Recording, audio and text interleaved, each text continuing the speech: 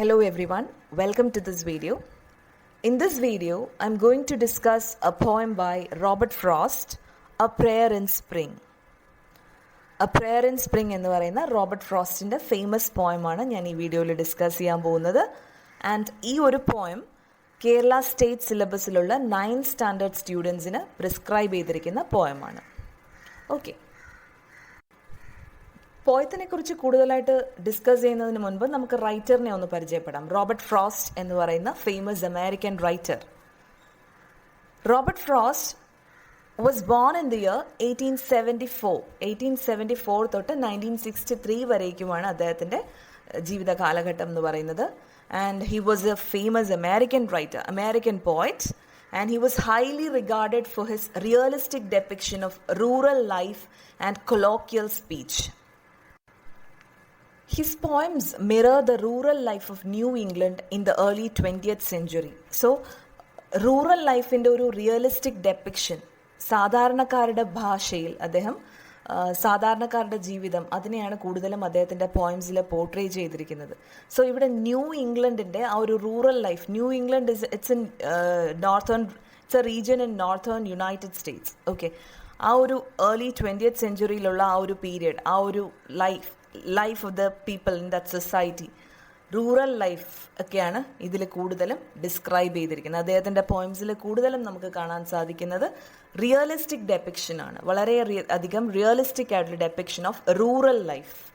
Okay, Robert Frost was awarded the Pulitzer Prize for Poetry 4 times and was nominated for the Nobel Prize in Literature 31 times. So അദ്ദേഹത്തിന് 4 പ്രാവശ്യം Pulitzer prize ലഭിച്ചിട്ടുണ്ട്. അതുപോലെ തന്നെ Nobel പ്രൈസിന് അദ്ദേഹം 31 പ്രാവശ്യം nominate ചെയ്യപ്പെട്ടിട്ടുണ്ട്. അദ്ദേഹത്തിൻ്റെ കുറച്ച് പ്രധാനപ്പെട്ട poems: the road not taken, stopping by woods on a snowy evening, a boy's will, after apple picking, all these are his major poems. And his poems start in delight and end in wisdom. So ഇദ്ദേഹത്തിൻ്റെ പോയംസിലെല്ലാം തന്നെ വളരെയധികം beautiful ആയിട്ട് നേച്ചറിനെ portray ചെയ്തിട്ടുണ്ട്. അതുപോലെ ഒരു realistic depiction of the rural life. All these things can be seen in his poetry. So let's discuss the poem A prayer in spring in detail. ഈ ഒരു എ പ്രെയർ ഇൻ സ്പ്രിംഗ് എന്ന് പറയുന്ന poem ഒരു 4 സ്റ്റാൻസേർഡ് പോയമാണ്. ഈ ഒരു പോയത്തിൽ the writer asks for peace in the face of a busy, endlessly stressful world. So here the speaker is looking for peace for himself and those around him. So ഇതിൽ അദ്ദേഹം ഈ ഒരു പോയിറ്റ് അദ്ദേഹം ഈ ഒരു ഭയങ്കര സ്ട്രെസ്ഫുൾ ആയിട്ടുള്ള വേൾഡ്, വളരെയധികം ടെൻഷൻ നിറഞ്ഞ ഈ ഒരു വേൾഡിൽ ഒരു സമാധാനപരമായിട്ടുള്ളൊരു അന്തരീക്ഷം, അല്ലെങ്കിൽ എവിടെയും സമാധാനം കിട്ടുന്ന രീതിയിലുള്ള, സമാധാനത്തിന് വേണ്ടിയിട്ടുള്ള ഒരു അന്വേഷണം എന്നുള്ള രീതിയിലാണ് ഈ ഒരു പോയം അദ്ദേഹം എഴുതിയിരിക്കുന്നത്. So he is looking for peace for himself. അദ്ദേഹത്തിനും അതുപോലെ അദ്ദേഹത്തിന് ചുറ്റുമുള്ളവർക്കും ആ ഒരു സമാധാനം ലഭിക്കട്ടെ എന്നുള്ള രീതിയിലാണ് അദ്ദേഹം ഈ ഒരു പോയം എഴുതിയിരിക്കുന്നത്. And this poem, A Prayer in Spring, it appears in the collection A Boy's Will, which was published in the year 1913. 1913 publish ചെയ്ത A Boy's Will എന്ന് പറയുന്ന കളക്ഷനിലാണ് ഈ പോയം അപ്പിയർ ചെയ്തിട്ടുള്ളത്, A Prayer in Spring എന്ന് പറയുന്ന poem. So moving on to the first stanza of the poem. Oh, give us pleasure in the flowers today, and give us not to think so far away as the uncertain harvest. Keep us here, all simply in the springing of the year. So ഈ ഒരു poem ഇദ്ദേഹം ഒരു പ്രെയറിൻ്റെ രൂപത്തിലാണ്, as the title suggest, a prayer in spring. Spring സീസണിലോ ഒരു prayer എന്നുള്ള, ഒരു പ്രാർത്ഥന എന്നുള്ള രീതിയിലാണ് ഈ ഒരു പോയം പോയിറ്റ് ഡിസ്ക്രൈബ് ചെയ്തിരിക്കുന്നത്. സോ ഇവിടെ ആദ്യം, ഓ give us pleasure in the flowers today and give us not to think so far away as the uncertain harvest. Keep us here, all simply in the springing of the year. So ഇവിടെ പോയിറ്റ് actually ഗോഡിനോട്, ദൈവത്തിനോട് പ്രാർത്ഥിക്കുകയാണ്, ഇന്നുള്ള സന്തോഷങ്ങളിൽ, ഇന്നുള്ള ഓരോ എന്താണ് സന്തോഷമാണെങ്കിൽ അതിൽ എനിക്ക് സന്തോഷിക്കാൻ സാധിക്കട്ടെ, എനിക്കും എനിക്ക് ചുറ്റുമുള്ളവർക്കും. ഓ give us pleasure in the flowers today.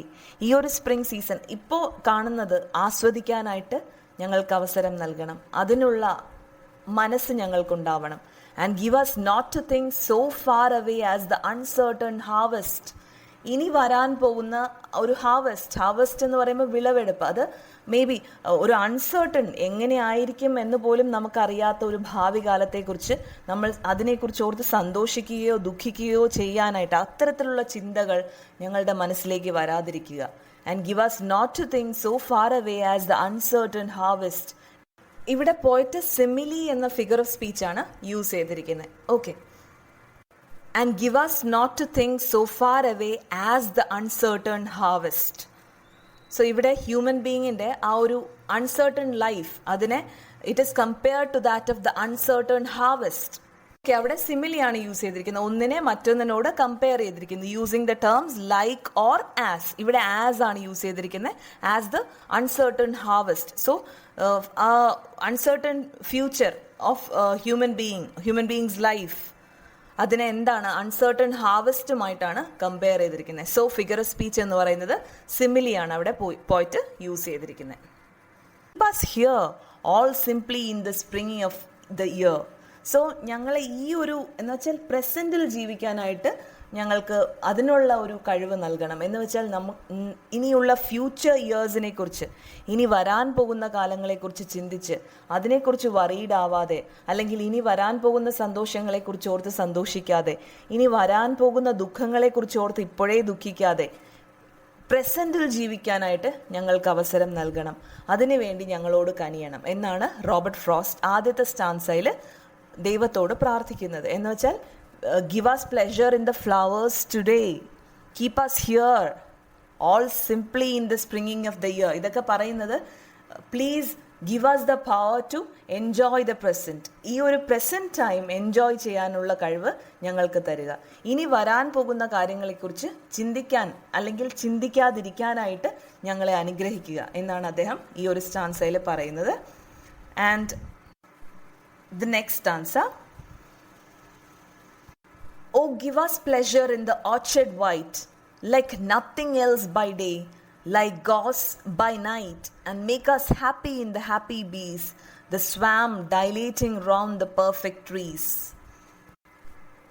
So ഈ ഒരു സ്റ്റാൻസയിൽ പോയിട്ട് പറഞ്ഞിരിക്കുന്നതെന്ന് പറഞ്ഞാൽ give us pleasure in the orchard white, like nothing else by day, like gauze by night.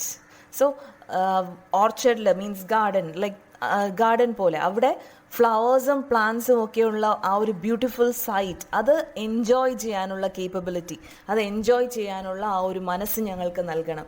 Day ടൈമിൽ വളരെയധികം ബ്യൂട്ടിഫുള്ളായിട്ടും and like goes by night ആകുമ്പോഴേക്കും ഗോസ് ലൈക്ക് ഇമേജസ് വരുന്ന ആ ഒരു അത്രയും ബ്യൂട്ടിഫുൾ ആയിട്ടുള്ള ഇമേജസ്, അത്രയും ബ്യൂട്ടിഫുൾ ആയിട്ടുള്ള പ്ലാന്റ്സിനെയും ഫ്ലവേഴ്സിനെയും എൻജോയ് ചെയ്യാനുള്ള ആ ഒരു ആസ്വദിക്കാനുള്ള ആ ഒരു എബിലിറ്റി ഞങ്ങൾക്ക് നൽകണമെന്ന് പോയിട്ട് ആവശ്യപ്പെടുന്നു.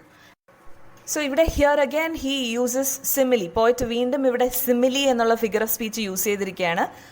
ആ ഒരു വൈറ്റ് ഫ്ലവേഴ്സ്, ഓർച്ചർഡിലുള്ള വൈറ്റ് ഫ്ലവേഴ്സ്, അതെങ്ങനെയാണ് നൈറ്റ് ആവുമ്പോൾ ദേ ആർ കമ്പയർഡ് ടു ഗോസ്, like goes by night.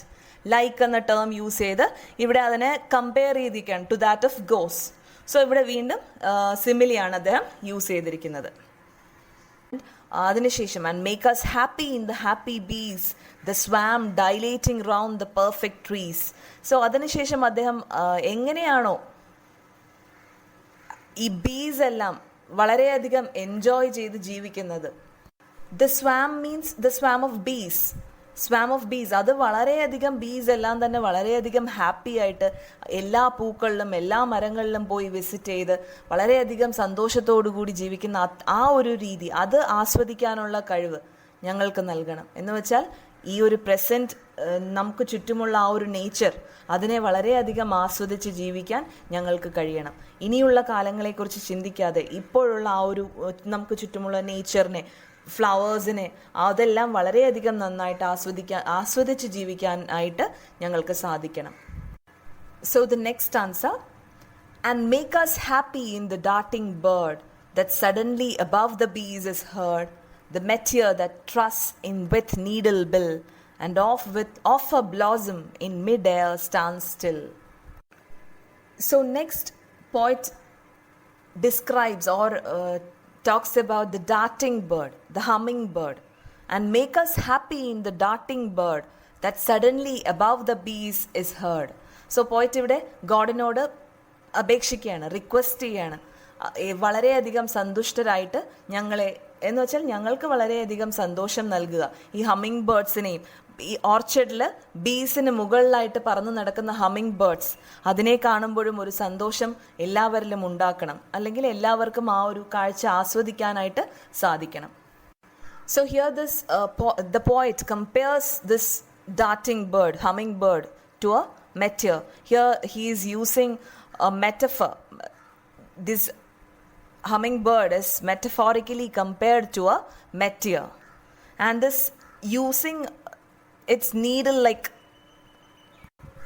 beaks, they collect the nectar or that honey from the flowers. So ഇവിടെ പോയിട്ട് ആ ഒരു മെറ്റഫർ യൂസ് ചെയ്തിട്ട് ഹമ്മിങ് ബേർഡ് എങ്ങനെയാണ് ബീസിന് മുകളിലായിട്ട് ആ ഓർച്ചഡിൽ വളരെയധികം ആസ്വദിച്ച് ആ ഫ്ലവേഴ്സിനെ എല്ലാം ആസ്വദിച്ച് പറന്ന് നടക്കുന്നത്, അതുപോലെ ഞങ്ങൾക്കും ഈ നേച്ചറിൽ ഞങ്ങൾക്ക് ചുറ്റുമുള്ള കാര്യങ്ങൾ ആസ്വദിക്കാനായിട്ട് ഞങ്ങൾക്കും സാധിക്കണമേ എന്ന് ദൈവത്തോട് പ്രാർത്ഥിക്കുന്നു. So the next answer, for this is love and nothing else is love, the which it is reserved for God above, to sanctify to what far ends he will, but which it only needs that we fulfill. So ഇതിൽ പോയിട്ട് പറയുന്നത് this is love, what we see in nature, നമുക്ക് ചുറ്റുമുള്ളത് എന്താണോ അത് ആസ്വദിക്കുമ്പോൾ അതാണ് യഥാർത്ഥത്തിലുള്ള love എന്ന് പറയുന്നത്. and nothing else is love, മറ്റൊന്നുമല്ല. the which it is reserved for God above. So ഈ ഒരു സ്നേഹം it is reserve for God alone എന്നാണ് പറയുന്നത്. ദൈവത്തിന് മാത്രമേ ഇത്തരത്തിൽ പ്രൊവൈഡ് ചെയ്യാനായിട്ട് സാധിക്കുള്ളൂ. സോ ആ ഒരു സ്നേഹം, ദൈവത്തിൻ്റെ ആ ഒരു സ്നേഹം നമുക്ക് എല്ലാത്തിലും കാണാൻ സാധിക്കും എന്നാണ് പറഞ്ഞിരിക്കുന്നത്. എന്ന് വെച്ചാൽ നമുക്ക് ചുറ്റുമുള്ള എല്ലാത്തിലും നമുക്ക് അത് ആസ്വദിക്കാനായിട്ട് സാധിക്കും. നമുക്ക് ചുറ്റുമുള്ളതിലെല്ലാം തന്നെ ദൈവത്തിൻ്റെതായിട്ടുള്ള ആ ഒരു ആ ഒരു സ്നേഹം ഉണ്ട്. So we have to enjoy it. നമുക്ക് മുന്നിൽ കാണുന്ന ആ ഒരു ദൈവിക സ്നേഹം we have to achieve it, we have to enjoy it. So നമ്മുടെ ഭാഗത്തുള്ള ഡ്യൂട്ടി എന്ന് പറയുന്നത് എന്താണ്?